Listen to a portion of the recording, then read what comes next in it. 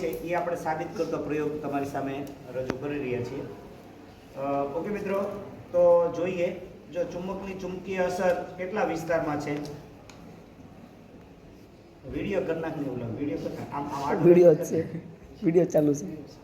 આડું કરી નાખું, આમ કરી નાખું, બીજી વાર ઉતાર. કાંઈ વાંધો ભલે રહી જેટલું હાલો.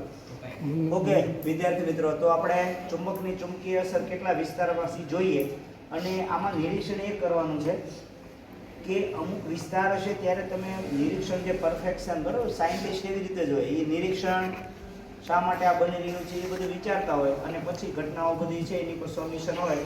હું આને છે હવે ટૂંકાતો જાઉં છું મિત્રો, બરાબર. તો આ રીતે લોખંડનો ભૂકો છે અને આ ચુંબક અહીંયા છે. જો હવે તમે નિરીક્ષણ કરતા જો કાંઈક ફેરફાર થતો લાગે છે, બરોબર.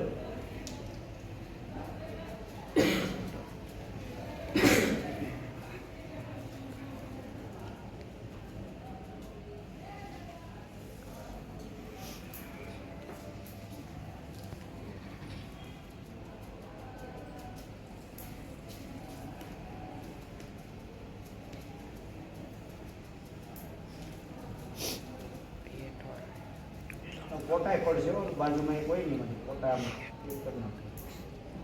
હાલ મિત્રો, હું આમાં નિરીક્ષણ કરતા કાંઈ ખબર રેખા જેવું બને છે. એ રેખાઓ જે છે એટલે કે ભાઈ ચુંબકની ચુંબકીય અસર અહીંયાથી શરૂ થઈ ગઈ. ચુંબકની ચુંબકીય અસર શરૂ થઈ. આને જે આ રેખા જેવું ચિત્ર દેખાય ને એને ચુંબકીય ક્ષેત્ર રેખાઓ કહે છે. ચુંબકીય ક્ષેત્ર રેખા ત્યાંથી દેખાય છે કે હું ચિત્ર તૈયાર રહ્યું છે એ ચુંબકીય ક્ષેત્ર રેખા છે. એમાં હું ટાઈમર સ્ક્રીનના જો આવી રીતે આમ કરતું જાવ, કાગળને ઠપકારતા જાવ એટલે ચુંબકની ચુંબકીય અસર અમુક વિસ્તારમાં જોવા મળી રહી છે. જો એ જેટલા વિસ્તારમાં ચુંબકની ચુંબકીય અસર જોવા મળે એટલા વિસ્તારને ચુંબકીય ક્ષેત્ર કહે છે. જો આ ચિત્ર જો છે રેખાઓ, આ ચુંબકીય ક્ષેત્ર રેખા. હવે જો ત્યાં તમને બતાવ્યો ચુંબકીય ક્ષેત્ર રેખા. આ ચુંબકને કાંઈ કોઈ પણ ચુંબક જો તમને દેખાય નહીં, પણ તમે જે આ પ્રયોગ કરો ને તો ખબર પડે કે આ ચુંબકીય ક્ષેત્ર રેખા છે. આવી રીતે આમ કરતું જવાનું, આમ કરતા જાવ એ રીતે, બરાબર મિત્રો.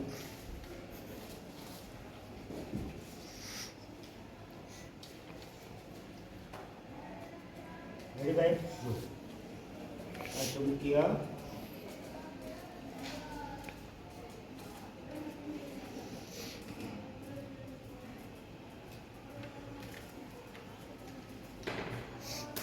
ચિત્ર જો આ ચુંબકીય ક્ષેત્ર રેખા જો ઓલા 10 પોળા 13 ચુંબક તમે આવ્યા તો મળ્યું ચુંબક એ ઓલામાં સુધી પાસે એટલે ચુંબકની ચુંબકીય અસર. હું આને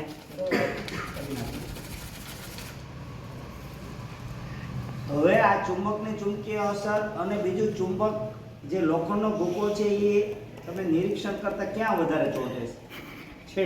છેડે. એટલે કે છેડે શું છે? બે ધ્રુવ છે, ઉત્તર અને દક્ષિણ. કારણ કે કોઈ પણ ચુંબક છે તમે સ્થિર કરો એટલે એ ઉત્તર અને દક્ષિણ દિશામાં સ્થિર થાય છે, બરોબર. એટલે બે ધ્રુવ પાસે ચુંબકીય ક્ષેત્ર કેવું હોય છે? પ્રબળ. ધ્રુવ પાસે ચુંબકીય ક્ષેત્ર પ્રબળ હોય અને વચ્ચેના ભાગમાં ઓછો ચોટે છે. લોખંડનો ભૂકો ખૂબ ઓછો છે. એટલે ટૂંકમાં જ્યારે ચુંબકીય ક્ષેત્ર રેખા આપણે પૂછાય તો એની આપણે લાક્ષણિકતા લખવાનું પૂછાય પરીક્ષા, બરોબર. તો કે ભાઈ ચુંબકીય ક્ષેત્ર રેખા જે છે એ વધારે નજીક ક્યાં છે? અહીં છેડે. એટલે ત્યાં ચુંબકીય ક્ષેત્ર કેવું હોય છે? પ્રબળ. પણ વચ્ચેના ભાગમાં ચુંબકીય ક્ષેત્ર એકબીજાથી ક્ષેત્ર રેખાઓ એકબીજાથી દૂર હોય છે, જે એવું દેખાડે ત્યાં નિર્બળ ચુંબકીય ક્ષેત્ર છે અથવા તો ઓછું છે એમ પણ કહી શકાય. એટલે એકબીજાથી દૂર હોય છે. તો મિત્રો આ પ્રયોગ તમે આપણે જોયો. રેડી?